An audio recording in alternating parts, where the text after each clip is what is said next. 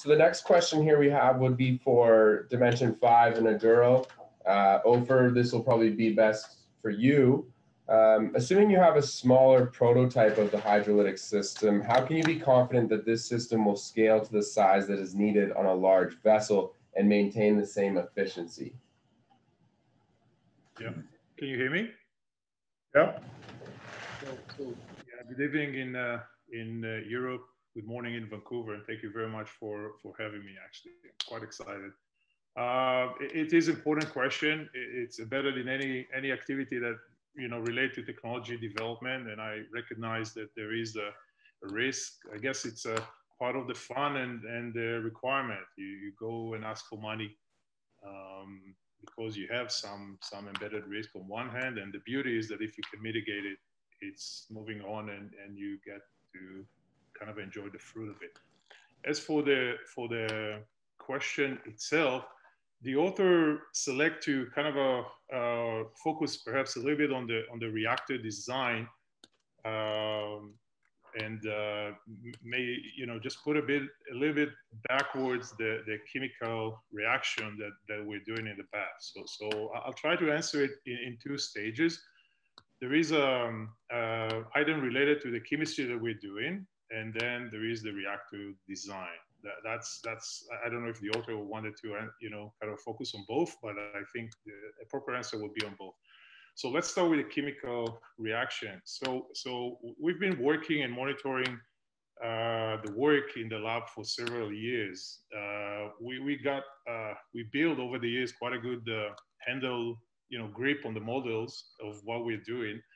And I can say that the chemistry that we're seeing in the lab for simplicity of discussion, none of them is consuming a lot of energy or either releasing a lot of energy. That means in say that they are more or less easier to handle. Saying all that, if we were to see maybe red lights there, we would deal with that prior to building any reactors. So now, once we got a good grip and handle on what's going on in the reactor, in terms of the chemistry, we moved on into the reactor design. And that's kind of the subject of these questions. And in terms of reactor design, it's actually, we feel it's actually the easier part. You see, what we're doing in terms of the design is more of a regular engineering practice. There's nothing fancy in the reactor design. A lot of the knowledge comes back to the chemical models that we are building up. Saying all that, it is embedded with some risk, as I mentioned. And for that reason, what you know in the deal as a showroom and then stage 2 as a higher model, professionally, internally in the company, we call it reactor 1, reactor 2, and reactor 3, where R1 is actually the reactor, the sets of reactor we've been playing in the lab for many, many years. And R2 is the showroom, is just a reactor that is, more or less of a continuous flow that is doing everything we are asking to, but we don't scale it monstrously, knowing that we have issues, embedded in it and trying to solve it later.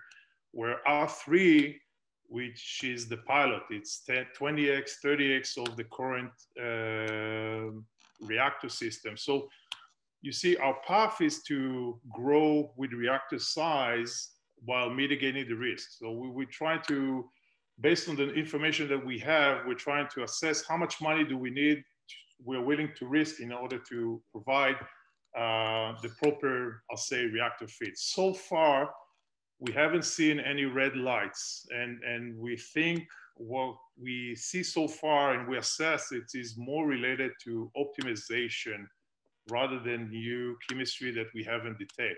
And because of the information I provided before about the chemical structure that we are aware of inside, and about the fact that we're more or less using a general practice of reactor design, nothing fancy here, we feel we could accomplish it in a fairly lower risk. Great, thank you so much. So we do have another question here from Zakako in German. So I'll ask this to you, Chris Parr, and Stephan, if you could take note, and once Chris is done, just talk about it in German, so he doesn't need to translate it. So the question is, when will the name change to Aduro be completed, or when will trading in the new shares begin? And when do you expect the first income? Hello, everybody.